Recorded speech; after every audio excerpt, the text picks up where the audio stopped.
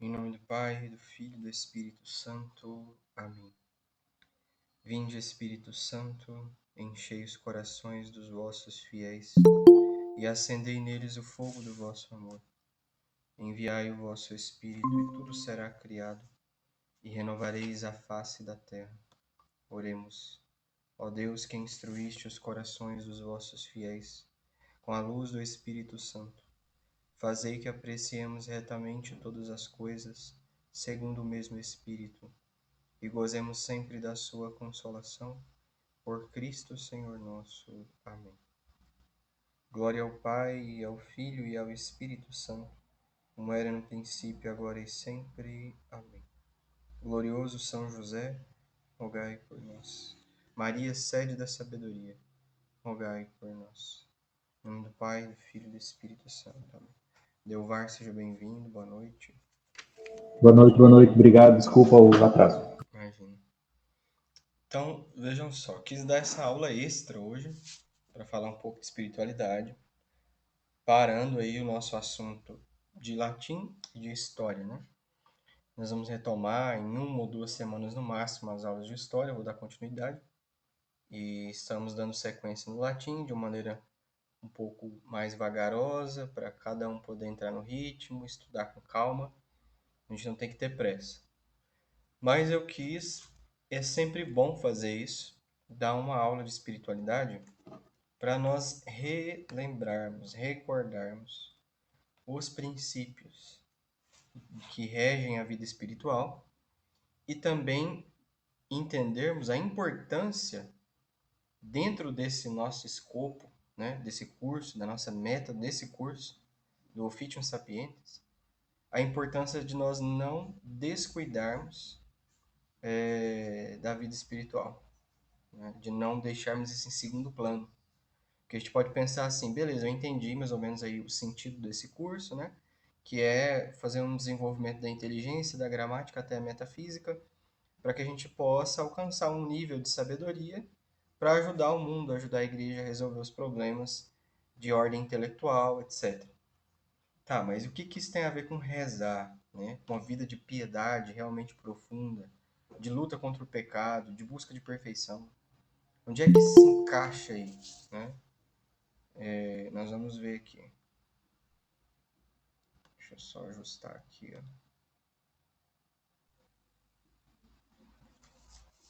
Então vamos lá. A primeira coisa que a gente tem que entender é o seguinte, né? Deixa eu ver que tem mais gente entrando aqui. Bem-vinda, Cíntia Rafaela. Quem é Rafaela? Amabile. Boa noite, Salve Maria.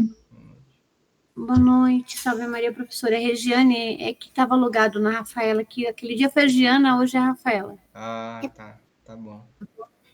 Desculpa aí, mas é que elas fizeram um e-mail para participar de aula e às vezes quando está logado o WhatsApp que eu entro sem perceber. Agora que o senhor falou que eu percebi.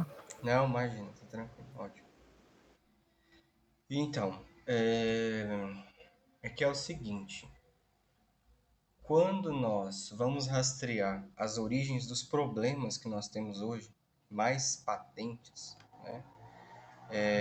O problema do aborto, que é muito grave, a França recentemente legalizou o aborto, os problemas de ideologia de gênero, os problemas de questões morais mesmo da sociedade como um todo, né? Os problemas das instituições financeiras, que nós estamos percebendo que o mundo vai caminhando para situações cada vez mais difíceis, tanto do ponto de vista moral, quanto intelectual, quanto de relações internacionais, as guerras que a gente está vendo, né? A tentativa de se resolver os conflitos, a dificuldade, né? Então, nós estamos vendo uma série de problemas que vão emergindo aí ao longo dos anos.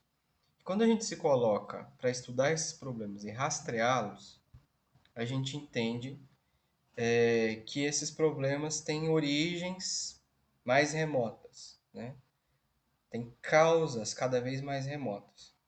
Então, a gente vai estudar o tema geral que a gente chama de cultura da morte, nós vamos entendendo que existem causas dos últimos 50 anos, dos últimos 100 anos, 200, 500, e a gente vai enxergando mais ou menos que as causas últimas, eu não vou dizer as realmente últimas, porque as causas realmente últimas de todos os problemas que a gente tem é o pecado original. Essa é a causa, né? Mas um ponto interessante para a gente voltar e entender onde é que está o furo, onde é que está o problema raiz de tudo que a gente está enfrentando hoje, é mais ou menos no início do século XIV, final do século XIII, final da Idade Média, né? Início da Idade Moderna.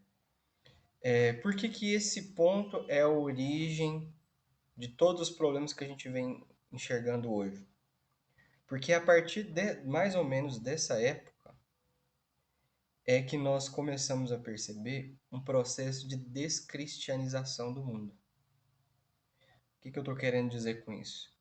Que todos os problemas que a gente tem hoje, os problemas morais, sociais, econômicos, etc., são fruto, no fim das contas, de uma descristianização do mundo. O que acontece é o seguinte, que quando a gente vai estudar a história, a gente vê que no primeiro milênio, quando Jesus veio e começou a ensinar os apóstolos, ele começou um processo de formação da igreja e de evangelização que fez com que em alguns anos, em alguns séculos, o mundo se tornasse cada vez mais cristão, né? O cristianismo foi se alastrando pelo mundo. E isso fez com que a estrutura pagã do mundo fosse ruindo. A forma de enxergar o mundo pagão, né, o jeito pagão de ver o mundo em todas as instâncias, antropológica, né, quer dizer, a forma como o pagão enxerga o ser humano, política, econômica, social, familiar, tudo isso foi dando lugar a uma visão cristã de mundo. Então, várias conquistas sociais que a gente tem, inclusive os direitos das mulheres, a valorização da mulher, né? A valorização da vida humana. Tudo isso foi conquista do cristianismo. A ideia de que você escravizar outra pessoa é algo desumano, né? De que todos os seres humanos possuem uma alma, são irmãos. Tudo isso são ideias cristãs. A ideia de que você não pode emprestar dinheiro com usura, que você não tem o direito de crescer financeiramente à custa da pobreza e da miséria dos outros. Tudo isso são ideias cristãs. E essas ideias elas foram ganhando destaque, né, e se tornando preponderantes na sociedade no primeiro milênio do cristianismo. E ali até mais ou menos o século XIII, a gente tem o ápice do cristianismo, né, no século XIII, com Santo Tomás de Aquino, com as catedrais góticas, com a arte, a música, tudo ali, né, esse é o ápice da civilização, porque toda a cultura girava em torno dos interesses divinos, da glória de Deus e da salvação das almas. A cultura era cristã. Então você tinha pessoas que não eram católicas, mas que estavam imersas numa cultura cristã, numa forma de ver o mundo que era cristã. E depois do século XIV, a partir do século XIV, a gente enxerga que cada vez mais isso foi saindo de cena, né? Essa capacidade do catolicismo de permear a sociedade, de transformar as instituições, as ideias circulantes, em ideias e instituições cristãs, mesmo que não sejam confessionais, mas tem uma visão cristã do mundo, tudo isso foi sumindo, foi saindo de cena. Ao ponto de que hoje é muito claro, é muito nítido, né? Que a gente olha para o mundo e a gente vê que o mundo não tem nada mais de cristão. Você vê resquícios em algumas instituições, repartições públicas, etc. Você vê resquícios de religiosidade cristã. Inclusive dentro da própria igreja. A própria arquitetura, como as igrejas hoje católicas são construídas, né? Você vê que até mesmo nas igrejas se perdeu uma visão cristã do mundo. Né? Existe um problema muito grave hoje com os católicos que estão dentro da igreja e estão procurando a santidade, que é a falta da cosmovisão correta da realidade, né? É uma antropovisão correta. Quer dizer, as crianças, os jovens, os adultos estão acostumados a adquirirem pela televisão, pela mídia, pela escola, uma visão de mundo e uma fé na igreja. Uma fé que vai contra a visão de mundo. Vocês conseguem perceber isso, né? Quer dizer, o jovem vai para a escola, vai para a universidade, e ali ele tem a cabeça dele formatada num jeito pagão, cientificista, mecanicista, materialista, de enxergar a realidade.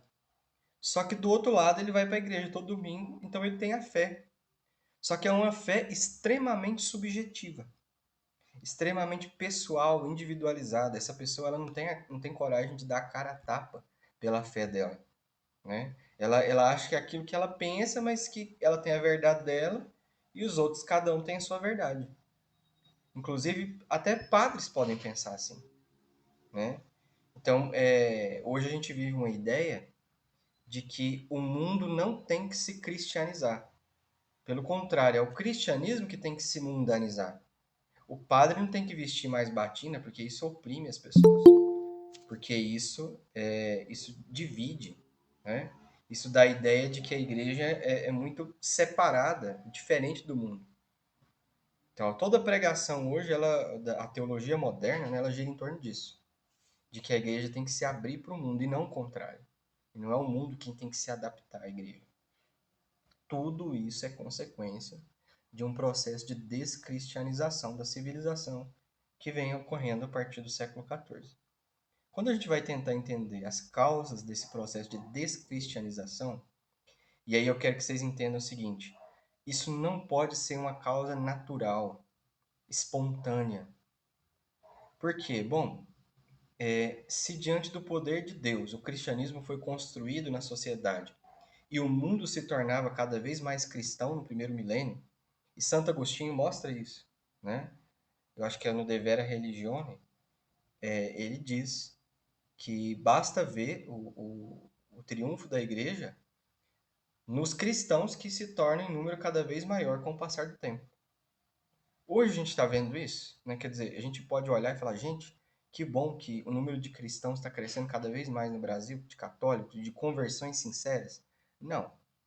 Pois é, isso acontecia no passado. Então por que de repente parou a curva e começou a decrescer?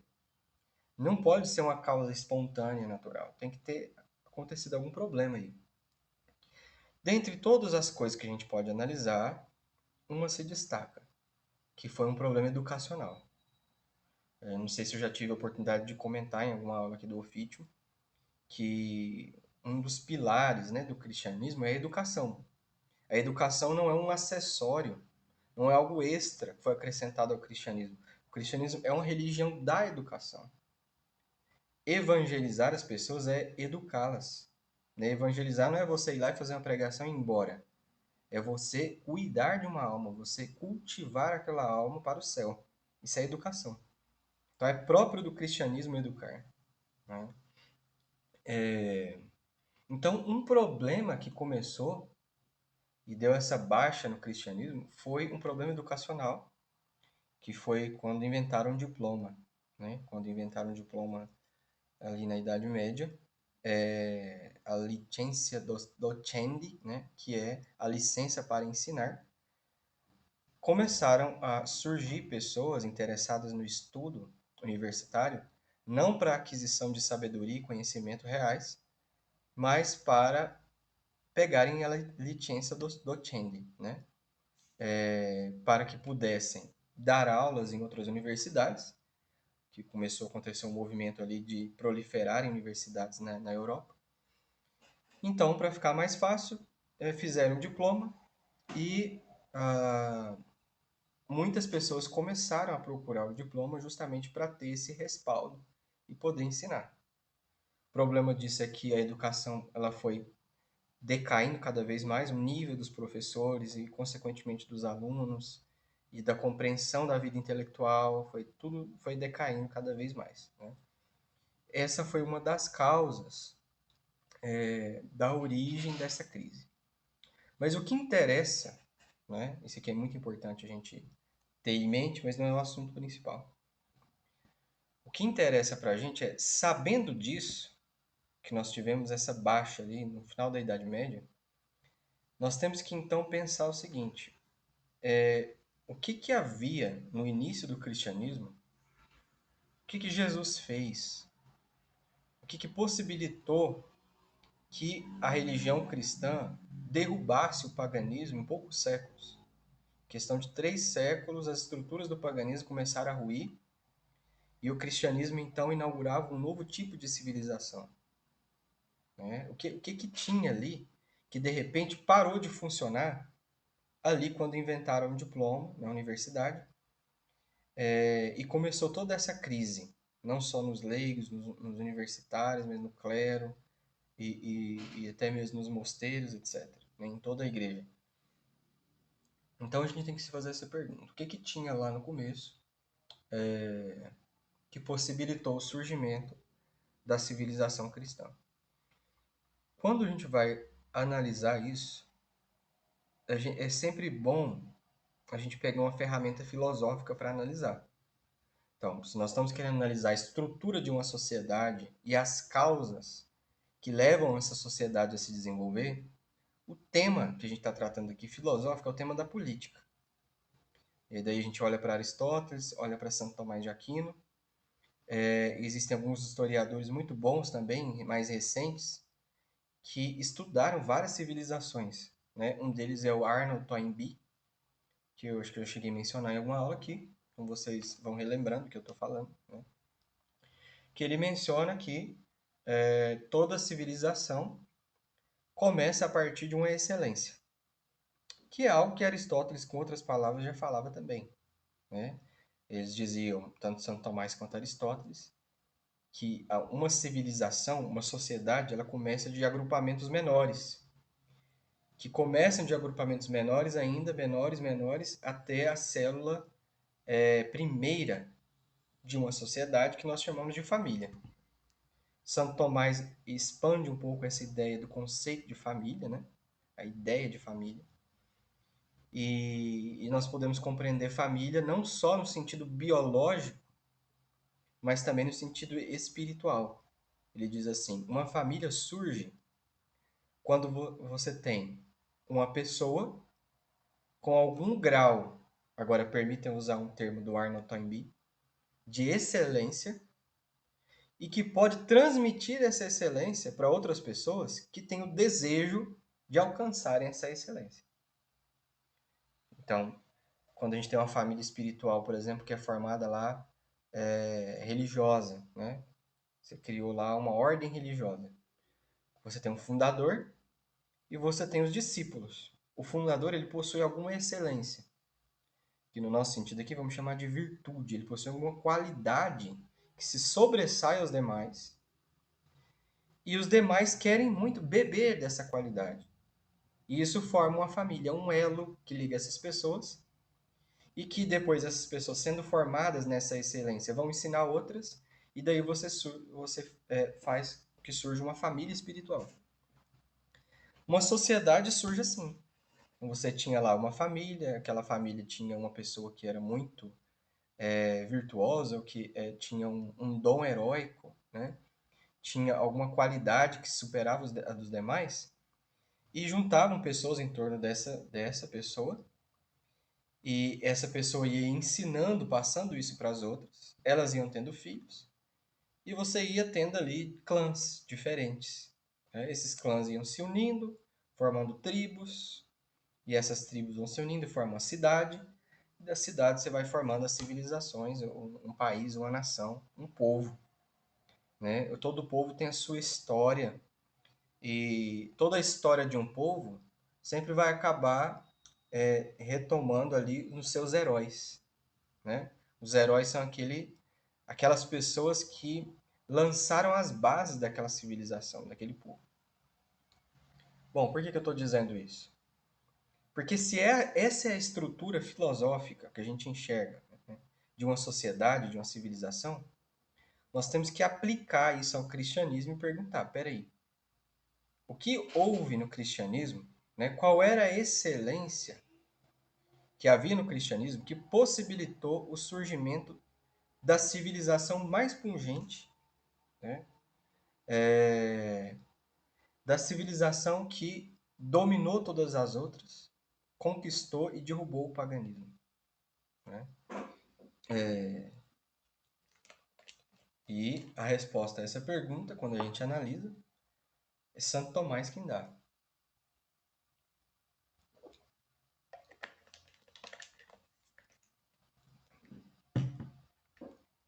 Santo Tomás pergunta, porque veja bem, se nós estamos querendo enxergar qual é o ponto central, né, a excelência que existia no cristianismo, e aí, portanto, existia nas pessoas cristãs do primeiro milênio, que possibilitou o crescimento da civilização cristã, nós estamos perguntando qual é o ponto central do cristianismo. O que há de principal no cristianismo?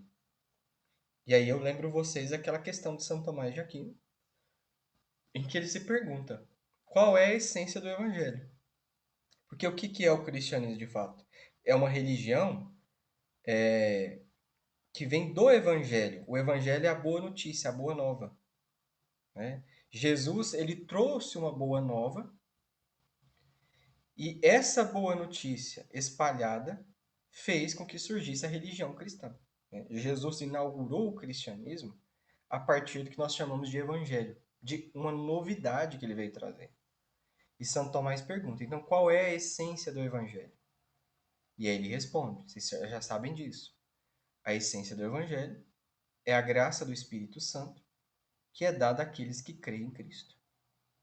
Em outras palavras, a essência do evangelho e, portanto, aquele ponto central do cristianismo e, portanto, aquela excelência sob a qual a civilização cristã foi formada é o que nós chamamos de vida espiritual. Então olha que interessante isso. Significa o seguinte, que as bases da nossa civilização, né, a civilização cristã, que possibilitou o surgimento dos direitos humanos, que possibilitou a valorização da mulher, que possibilitou uma divisão justa de trabalho, que possibilitou o surgimento de instituições políticas, econômicas, sociais, como as corporações de ofício, dentre tantas outras coisas, né? A questão da justiça. É porque a gente não estuda a Idade Média, né? A gente pula. E aí fica parecendo que a Idade Média é uma época de obscurantismo e que são os iluminados, a partir da Renascença ali, quem vão montar as bases da nossa civilização hoje. Isso é uma grande mentira, uma grande furada. Toda a base da nossa civilização foi o cristianismo quem colocou e que se desenvolveu durante aquele período que é mais ou menos um vácuo que a gente tem na nossa cabeça, né? Chamado de Idade Média. Depois o que fizeram foi pegar aquilo que já estava pronto, tirar as ideias que regiam essas instituições, né? E substituir por outras. E aí a coisa foi sendo mantida, mas hoje em dia está tudo ruindo. Por quê? Porque a base filosófica, a base de ideias que sustenta a nossa civilização, ela já era, né? Ela está completamente trocada. Então tudo está ruim. Então, isso significa que foi a vida espiritual que Jesus trouxe, ensinou para os apóstolos e que foi transmitida aos outros cristãos que permitiu que o paganismo ruísse. Então, peraí. Se depois do século XIV a gente teve uma crise na educação e o cristianismo começou a decair, a ponto que hoje ninguém nem sabe mais o que é cristianismo, onde é que está o furo? Qual que é a falha? O que deixaram de fazer? Deixaram de ter vida espiritual. Então, quer dizer, alguma coisa aconteceu que nós temos um monte de livros sobre vida espiritual, né? Você tem estante cheio de livros de vida espiritual. Você tem muita gente falando de vida espiritual. Mas alguma coisa está acontecendo que a gente não está sabendo viver de fato o que é a vida espiritual, de modo que nós possamos formar famílias espirituais e que dessas famílias comece a surgir um novo embrião da civilização cristã. Em outras palavras, nós estamos vendo uma decadência do cristianismo hoje, mas a gente não está conseguindo entender o que havia lá atrás e que se perdeu ao longo de muitos séculos. E isso que havia lá atrás não era só de padres, bispos e freiras. Quer dizer, o início do cristianismo, quando a gente vai ler as cartas de São Paulo, a gente vê que os leigos tinham uma vida espiritual profunda. Tinham uma vida espiritual legítima, a gente pode dizer, real, verdadeira, e que foram os leigos, claro, foi toda a estrutura da igreja, né? Todas as vocações. Mas se você joga fora os leigos e joga fora, por exemplo, os casados, você está contando mal a história. Porque, inclusive, tem um historiador que chama Rodney Stark, né? Em que ele mostra como que o cristianismo cresceu e floresceu em progressão geométrica graças às famílias que se convertiam e se santificavam, né? E iam passando essa tradição de santidade para os filhos. Então, quer dizer, o que tem, o que tinha lá atrás que nós não estamos sabendo viver hoje, né? Porque a gente está indo na igreja, as paróquias, de alguma maneira, ainda estão cheias. Se fala em vida espiritual, você tem curso sobre vida espiritual. Mas o que está acontecendo é que as pessoas não são capazes de viver mais. Não são capazes de chegar no mesmo nível que aqueles cristãos do primeiro milênio chegaram e que o negócio foi corroendo o paganismo. O cristianismo, ele naturalmente, ou sobrenaturalmente, né? Eu digo assim, na sua própria essência, ele é uma arma poderosíssima para destruir o paganismo, para civilizar o mundo. Por que isso não acontece hoje? Essa é a grande questão. Compreendem? Tá. Bom, é por isso que a gente tem que fazer o seguinte. Nós precisamos remontar aos princípios, voltar aos princípios, no sentido de entender o que é que Jesus lançou de novo, né? Quais foram as bases que Jesus lançou para esse tema específico que é a vida espiritual. Jesus veio na Terra, ficou 3 anos ali com os apóstolos, né? Desconsiderando toda a sua vida oculta, né? A sua vida pública, ele ficou 3 anos e pouco com os apóstolos. E o que ele fez com esses apóstolos? Que em 3 anos conseguiu que eles alcançassem um nível de vida espiritual suficiente para que depois pudessem evangelizar o mundo inteiro, né? Formar outras pessoas nesse mesmo nível. E a gente lê lá as cartas de Santo Inácio de Antioquia, a gente lê as cartas de São Paulo, e a gente percebe que isso acontecia com as comunidades. Os apóstolos e os cristãos, né, do primeiro século, do segundo século, ficavam em comunidades, ensinavam a vida espiritual para as pessoas, e essas comunidades iam se transformando. Né? Você lê lá a primeira carta de São Paulo aos Tessalonicenses, ele diz claramente, olha, fico muito feliz, louvo a Deus por ver que vocês estão crescendo nas virtudes teologais, de tal maneira que vocês se tornaram imitadores meus e imitadores de Cristo. De tal modo que a fama da vossa fé se espalha por toda a Acaia e a Macedônia, toda a região em volta.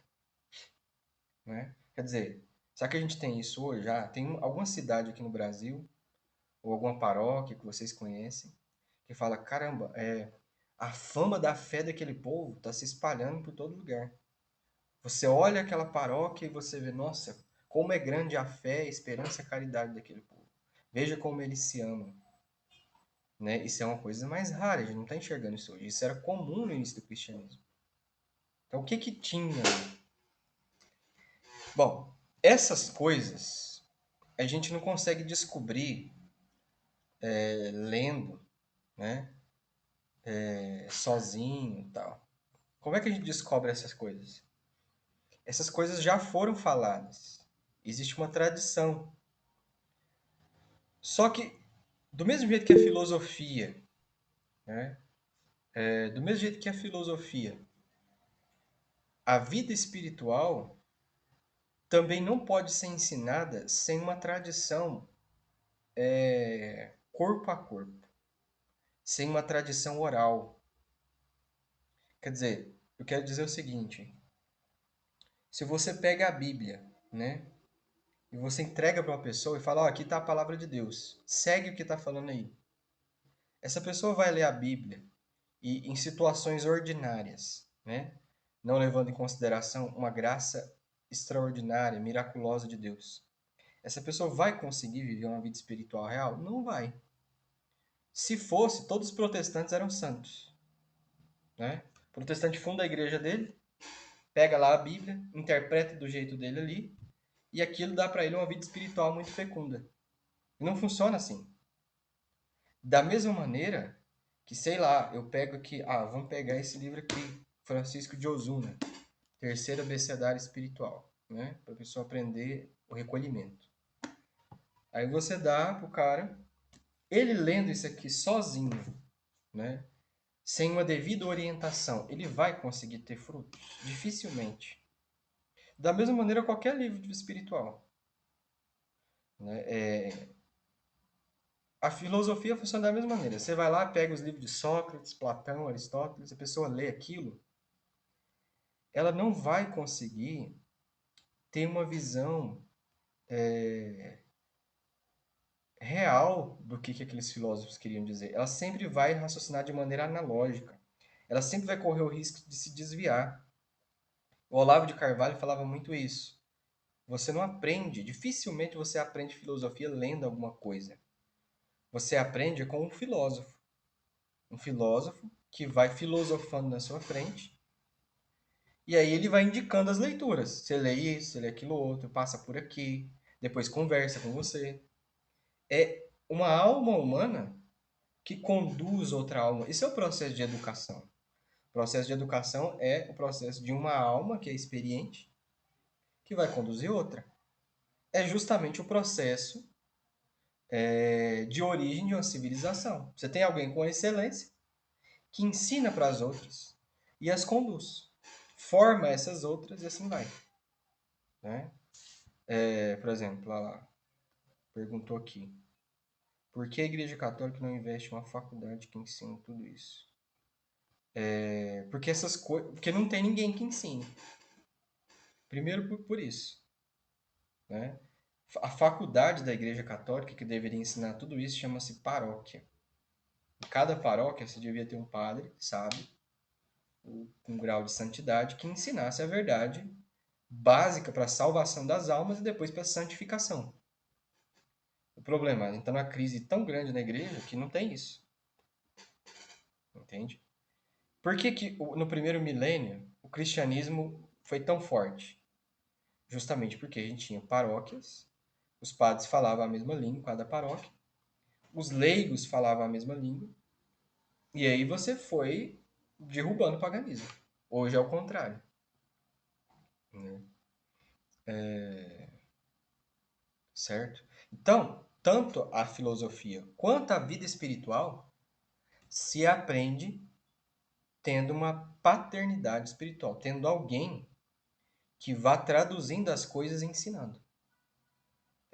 Então, veja só, o que a gente pode dizer hoje, né?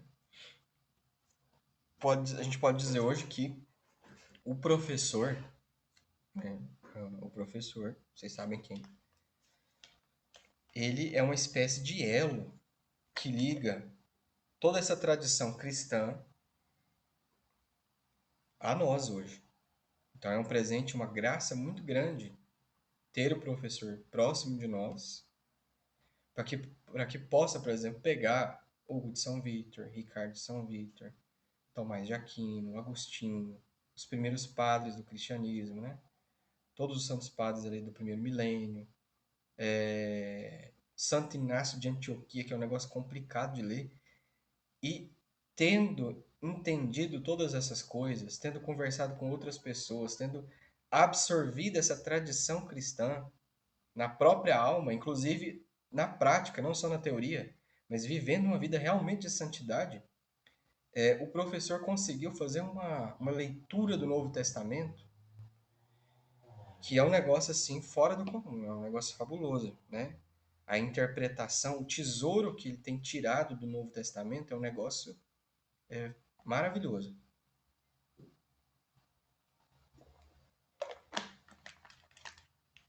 E o jeito da gente se apropriar disso é ouvindo então o que ele está dizendo e nos colocando como aprendizes dele. Aqui eu estou fazendo um papel de intermediário para vocês, né?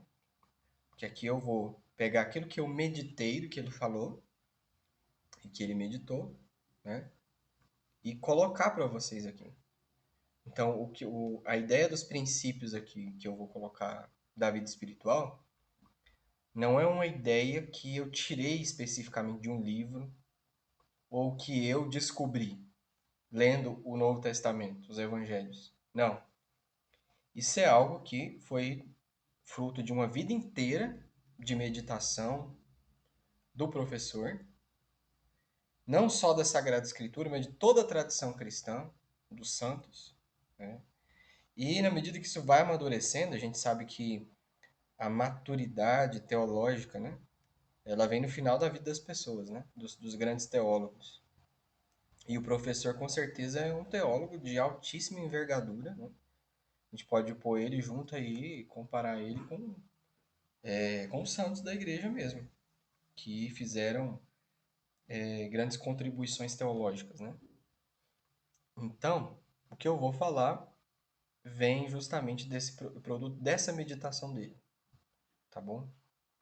Certo? Não vai dar para falar tudo hoje. Nós vamos continuar depois, numa próxima aula. Creio que não será amanhã. Amanhã eu quero continuar latim. Talvez na semana que vem. Mas eu quero que vocês guardem aquilo que a gente está falando aqui com carinho, na memória, no coração de vocês, para que aos poucos, nessas aulas de espiritualidade mais esporádicas que eu vou dar, vocês possam construir nesse edifício, tá? Deixa eu ver aqui. Nem sempre você tem toda a riqueza do professor. Isso, é assim que funciona. E é assim que Deus quer que seja. Deus não quer um negócio monocrático. Tipo assim, tem uma pessoa só que sabe a vida espiritual inteira e a humanidade inteira vai seguir ela. Não é assim, né? Nem Jesus fez assim. Jesus não ensinou para todo mundo, Jesus ensinou para os apóstolos. Esses ensinaram para outros, que foram para outros, para outros, para outros, assim vai. O que não pode é cortar esse elo. E foi o que aconteceu, né? A gente, especialmente depois do Concílio Vaticano II, não por causa do concílio, talvez, não é um tema que ainda está suspenso para mim, mas o fato é que depois a gente teve uma crise tão grande que se perdeu esse elo. Eu quero conhecer um padre que entenda mesmo a vida espiritual. Vai ser difícil. Geralmente são padres mais velhos, né? E que moram em mosteiros. Né? O padre novo, só se ele foi formado por esses padres mais velhos. Mas geralmente não. Geralmente você tem sacerdotes hoje, leigos que estão em posição de liderança, irmãs, que não têm ideia nenhuma do que seja a essência do evangelho, que não têm ideia nenhuma do que é o cristianismo de fato, né? Eles estão presos ali em coisas acessórias, certo? Tá, então vamos lá. A grande contribuição do professor que a gente enxerga é montar um esquema da pedagogia de Jesus. Então ele pegou o Novo Testamento, foi ali interpretando à luz dos místicos, dos teólogos que já falavam do caminho da vida espiritual, né? E colocou ali qual foi a pedagogia que Jesus utilizou para fazer as coisas acontecerem. E que depois São Paulo, Santo Inácio de Antioquia e os apóstolos, no geral, utilizaram a mesma coisa, que fica muito claro nas cartas de São Paulo, para que essa pedagogia de Jesus tivesse efeito nas gerações posteriores e que permitiu o crescimento do cristianismo. Então, esse é o ponto. Que pedagogia é essa? Né? Que método de ensino? Qual foi a coisa, né? Até numa aula do professor, né, ele comentou o seguinte. Ele disse assim, olha, dentro da teologia a gente tem 3 áreas. A gente tem a dogmática, que fala dos dogmas, né? Fala dos mistérios da fé. E a gente vê que ao longo da história da igreja se desenvolveu muito esse assunto. Como? Por causa das heresias. Nunca teve problema no começo do cristianismo de, sei lá, falar quem é Deus. O Pai é de mesma natureza, é a mesma pessoa que o Filho, o Espírito Santo procede só do Filho, só do Pai, dos dois juntos, como é que é isso? Isso é uma discussão mais filosófica. No início do cristianismo não tinha esse tipo de discussão. Eles sabiam que Deus era uma trindade e a vida espiritual está profundamente ligada com o mistério da trindade, mas não havia esse tipo de discussão. Porque vieram as heresias dizendo, não, Jesus não é Deus. Jesus é metade homem, metade Deus. Não, o Espírito Santo não é Deus, mas o Pai Jesus é. Aí começou-se um esforço teológico, filosófico, para responder essas perguntas e se formou toda a ciência da dogmática, que é a explicação dos mistérios da fé, a explicação racional dos mistérios da fé. Né? Você teve a mesma coisa com a moral. Então, no início do cristianismo também não tinha muito bem definido todas as regras morais e tal. Né? Se sabia o que devia ser feito, se consultava os apóstolos, os santos. Tem dúvida se pode ou não fazer isso aqui? Pergunta o santo. Vai lá. Ele vai responder. Mas ao longo do tempo foram aparecendo problemas, mais questões, e aí a gente teve, por exemplo, a Teologia Moral de Santo Afonso, que é o tratado mais completo ali, que vai nos detalhes de toda a moral cristã. Então foi muito bem desenvolvido o tema da moral.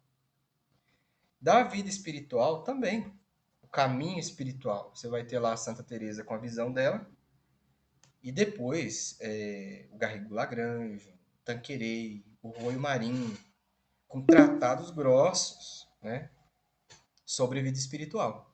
Todo o caminho, tal, como é que cada fase ali, tudo certinho. Só que um tema faltou, que é como você ensina, qual é a pedagogia, qual é a técnica que tem que ser usada para você conduzir uma pessoa do início da vida espiritual até o fim. Né? Será que Jesus não pensou nisso? Jesus lançou no Novo Testamento as bases para a dogmática. Os mistérios da fé estão todos na Bíblia. Da moral, também está tudo lá. O caminho da vida espiritual, também está descrito lá. Né? E os santos vão lá e vão desenvolver isso na teologia. Mas o método de ensinar. Né? Porque Jesus falou assim, ó, quando ele se despediu dos apóstolos. Ide pelo mundo inteiro e ensinai todos os povos. É isso? Batizai-os em nome do Pai, e do Filho e do Espírito Santo. Aqueles que crerem serão salvos, e os que não crerem serão condenados. Nessa missão final de Jesus, tá tudo. Então vocês vão ter que ensinar, né, os mistérios da fé. Vocês vão ter que batizar em nome do Pai, do Filho e do Espírito Santo. Tá aí já toda teologia sacramental. E a moral, tá tudo embutido aí. Só que e o ensinai? Quando Jesus fala assim, ide e ensinai. Ele não explicou como que você deve ensinar. Será que é de qualquer maneira? Você vai lá, junta as pessoas e faz uma pregação? Você escreve um livro, publica para as pessoas lerem? Você junta no grupo e fala ali de Deus? Né? Faz um grupo de oração? Faz um retiro? Como que é isso? Né? Ou será que vale qualquer coisa? Jesus falou assim, olha, vocês ensinem a vida espiritual, ensinem o cristianismo. O jeito que vocês vão usar, sejam criativos, né? Vocês vão fazer um teatro, vocês vão tocar violão, você vai ser de órgão, você vai ser dentro da missa, com liturgia, se não vai ser, isso aí vocês que se virem. Não, não é assim, porque Jesus sendo Deus, tudo o que Jesus mandou Tudo que está colocado nos evangelhos tem uma teologia profundíssima por trás. Então, o que o professor quer trazer para nós é justamente que pedagogia é essa, como que é esse ensinar, né? E a gente não tem um grande desenvolvimento disso na teologia. A gente tem lá o De Magistro de Santo Tomás, o De Magistro de Santo Agostinho, né? Tem o De Catechizandi Rudibus, do Santo Agostinho, que fala sobre o ensino. Vamos ter outros tratados, mas o ponto é, qual era a pedagogia de Jesus? O que Jesus fez com os apóstolos que deu certo? E que eles fizeram com os outros e que deu certo e foi dando certo até um dia começar a dar errado. Esse é o ponto. Compreendem? Tá. Então, não vou entrar hoje nessa pedagogia, vamos deixar para um outro momento. Aqui eu só vou lançar um pouquinho mais de luz na essência do Evangelho, para a gente poder depois entender que pedagogia é essa. Tá. Quando Santo Tomás fala que a essência do Evangelho é a graça do Espírito Santo, que é dada àqueles que creem em Cristo, a gente pode pegar isso e desenvolver da seguinte maneira. O que é o cristianismo? Vou tentar apresentar assim um resumo, em linhas gerais, né? O cristianismo é uma religião que parte do princípio de que Deus é trino. Pai, Filho e Espírito Santo. Esse é o primeiro pilar, né? O dogma, o mistério da Santíssima Trindade. A Santíssima Trindade é a própria realidade. O que existe em si mesmo e não existe por causa de outro é a Trindade. Né? O Pai, o Filho e o Espírito Santo subsistem em si mesmo. Ele é Deus. A Trindade é Deus. Né? É o ser, é aquele que é. E por serem três pessoas, a natureza dessa Trindade é uma natureza de amor.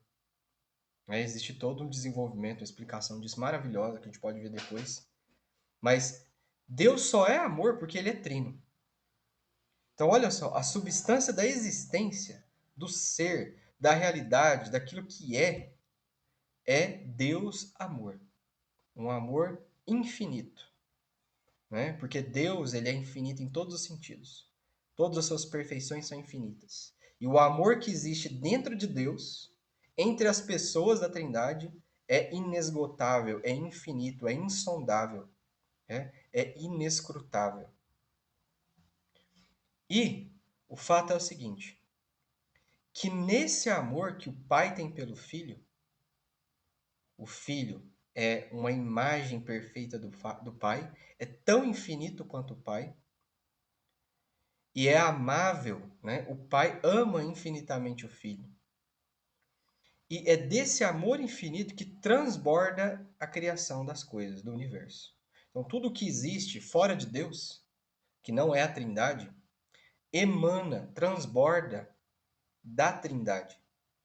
Por isso que tudo é feito por amor. Tudo carrega em si o ser, a existência que vem de Deus e o amor pelo qual todas as coisas foram feitas. E aí, veja só, tudo foi feito de maneira muito especial para servir as criaturas racionais, que são os anjos e os seres humanos. Tudo que Deus fez foi para servir essas criaturas. E o cristianismo é uma religião que afirma o seguinte, que num desejo de fazer esse amor dentro da Trindade extravasar e alcançar os limites mais longínquos, mais extremos possíveis, nesse objetivo, uma das pessoas da Trindade resolveu assumir uma natureza, a natureza dos seres humanos, de criatura inferior, para que, assumindo essa natureza, o Deus pudesse fazer com que as suas criaturas racionais participassem como filhos adotivos, fossem adotados a viverem uma vida intratrinitária. Então, estão entendendo isso? Deus, na sua felicidade infinita, no seu amor infinito, transborda na criação, cria os seres racionais e, no seu amor que vai até o limite, quer que esses seres racionais não experimentem o seu amor desde fora, de maneira natural, intermediária, né? Por meio de intermediários naturais. Não.